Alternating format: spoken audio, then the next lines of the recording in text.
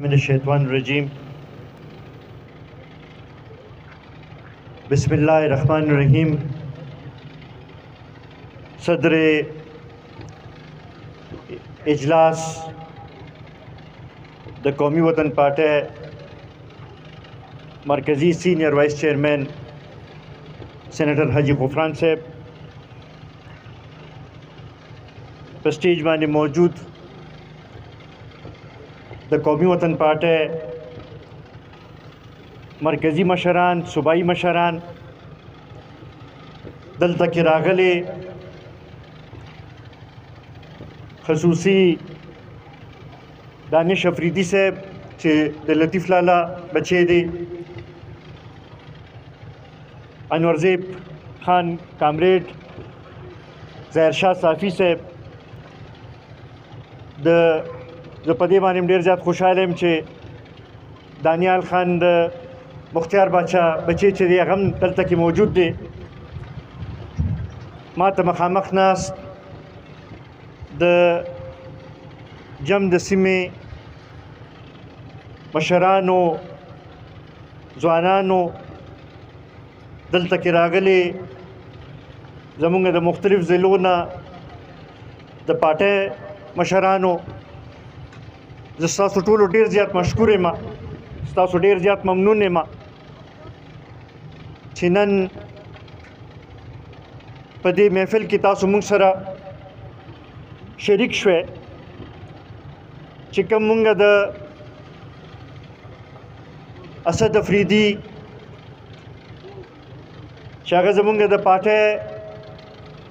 د صوبې سینئر وایس چیئرمین و، د هغوی په یاد کې رابللی دی. دلته کې چې ملګرو کومې خبرې وکړې، زما خیال دی نور هم ډېرو ملګرو به خبرې کول غوښتلې، خو د وخت د کمۍ د وجې نه بعضې ملګرو به خپل اظهار نه کړی. خو چې اسد خان باندې څومره هم خبرې مونږ وکړو نو زما خیال کمې دي. اسد خان د طالب علمۍ د دور نه یو سیاسي کردار یې ادا کړی، د طریق پسند سیاست د لومړنۍ ورځ نه شروع کړی او تر آخره پورې په خپل لارې باندې قایم پاتې شوی. مختلف مراحل په دې کې کتلي، سختې لیدلي، مشکلات لیدلي، خو خپل سوچ او فکر سره همغه شانتې ولاړ پاتې شوی. ما ذاتي طور باندې د اسد خان نه ډېر څه زده کړي. نن که مونږ د قومي وطن پارټۍ بنیاد ایښو نو د هغې جوړولو کې هم د اسد خان یو ډېر اهم کردار پاتې شوی. بیا خاص کر زمونږ دا به زما خیال زمونږ د بعضې ملګرو ته هم نه پته چې مونږ د خپل د پارټۍ چې کوم وینګز جوړ کړي او هغه مونږ د وطنپال په نوم باندې ساتلي. د دې وطنپال نوم هم اسد خان خوښ کړو. 2009 کې اسد خان سره زما لومړنی ملاقات زمونږ یو بل ملګری و جمال خان چې هغه هم اوس دې دنیا کې موجود نه دی، د هغه په ذریعې وشو. بیا د هغه نه پس ته صافي صاحب هم و، ډاکټر علم صاحب و، داسې نور ډېر ملګري دلته موجود دي، بل خیبروال صاحب، چې دوی ټولو سره پکې ملاقاتونه وشو. او په 2009 کې مونږ د پښتونخوا جمهوري تړون په نوم باندې یو تنظیم جوړ کړو چې هغې سره مونږ د هغې وخت سره چې کوم په دې سیمه باندې د دهشتګردۍ او کوم سخت حالاتو د هغې په حوالې سره مونږ اواز اوچتول شروع کړل او هغه نږدېوالی او د هغې تنظیم نه هغه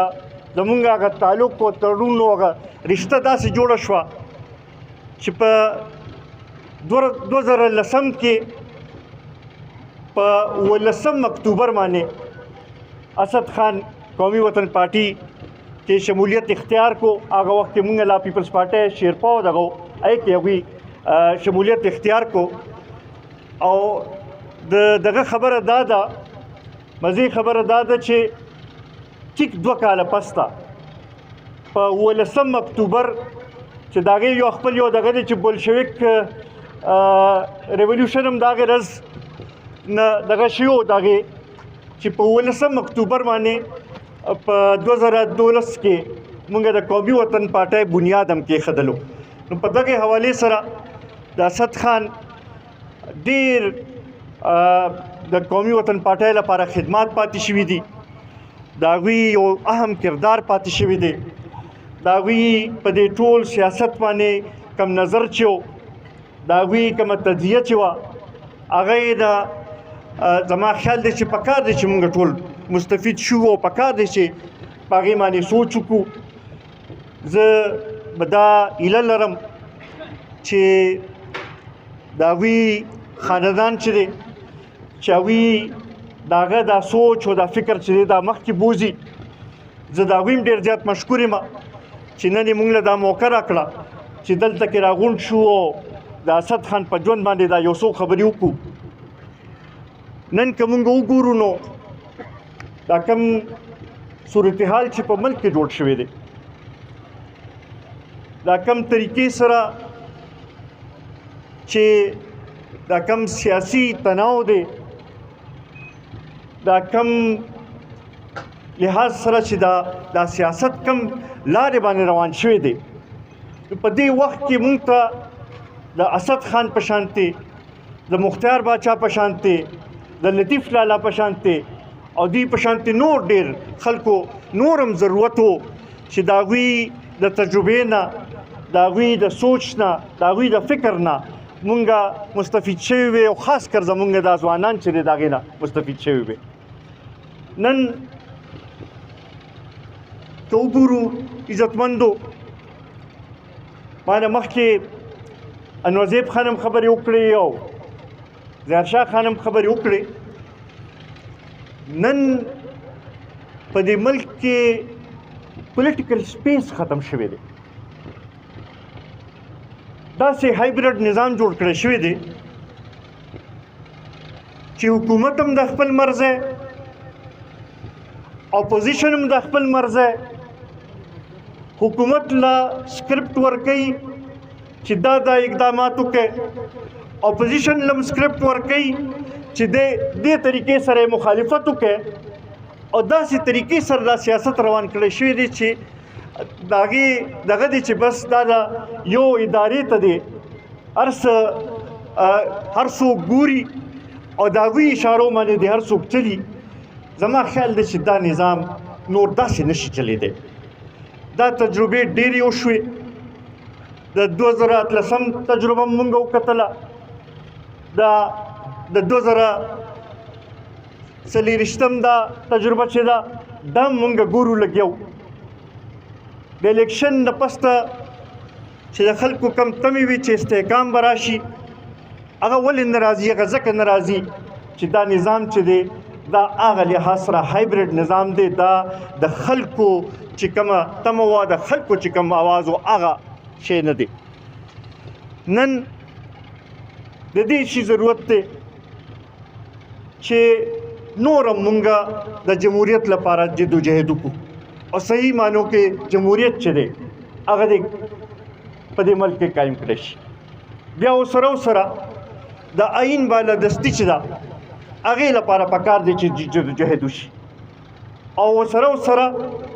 د پارلیمان بالادستي صرف دا نه چې د پارلیمان بالادستي منل دا هم ورسره منل چې پالیسي جوړول چې دی هغه د پارلمان کار دی، هغه د ادارو کار نه دی. د ادارو کار چې دی د هغې باندې عمل درآمد کول دي، د هغې نه علاوه بل څه د هغوی کار نشته. دې طرف ته توجه ورکولو ضرورت دی. دې سره سره چونکې د پښتنو په سیمې ولاړ یو او بیا خاص کر د مرج ډسټرکټس کې ولاړ یو، دا ملک که د 73 آیین مونږ وګورو نو په هغې کې د صوبایي خودمختارۍ یو خپل یو سوچ و. نن پرې هغې باندې هغه شانتې عمل ونه شو. بطور یو وفاق د دې چلولو هغه شانتې کوشش نه دی شوی. په وفاق کې ټول یکایانې سړی یو ځای ځان سره چلی، ټول قومونه ځان سره یو ځای چلی. مونږ دا غواړو چې دا د صحیح معنو کې یو په طور وفاق وچلولی شي او بیا خاص کر د خپل سیمې په حوالې سره، چونکې زمونږ د افغانستان سره تړل یو، لګېدل یو، زمونږ بارډر هغې سره لګېدلی، د هغې اثرات په موږ باندې راځي. خاص کر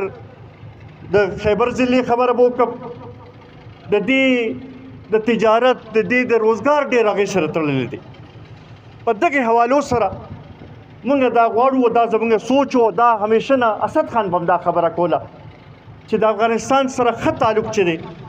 هغه د پښتنو په حق کې دی او هغه د پښتنو لپاره ضروري دی او پښتنو لپاره لازم دی، د پاکستان لپاره هم لازم دی او د پښتنو لپاره هم لازم دی. نن د بدقسمتۍ نه هغه حالات هغه شانتي نه دي. پکار دا ده چې دې طرف ته کوششونه وشي چې دا تعلق ښه کړی شي، چې امن راشي، چې تجارت طرف ته فروغ وشي، چې دغې طرف ته موږ توجه ورکړو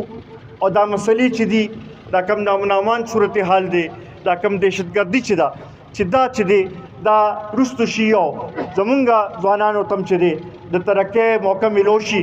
دا سوچ اسد خان لرلی و، دا سوچ د قومي وطن پارټۍ هم دی، دا سوچ زمان دی او زه به دا تمه لرم چې تاسو ټول به په دې سوچ باندې مخکې ځئ. به زه عزتمندو په دې موقع باندې د خپل لخوا د خپل د پارټۍ مرکزي چیرمن د لخوا د اسد خان قربانو ته سلام پیش کوو، د هغه خدمات ته، د هغه هلې ځلو ته سلام پیش کوو. نن تاسو چې ټولو دې کې د هغې په دې ریفرنس کې هم شرکت وکړو، په دې باندې ستاسو شکریه ادا کوو. د هغوی د خاندان ډېر زیات مشکور یو او انشاءالله دا لوس تاسو سره کوو چې د اسد خان کم سوچ کم فکر چې و هغه به مونږ مخکې بوځو به او انشاءالله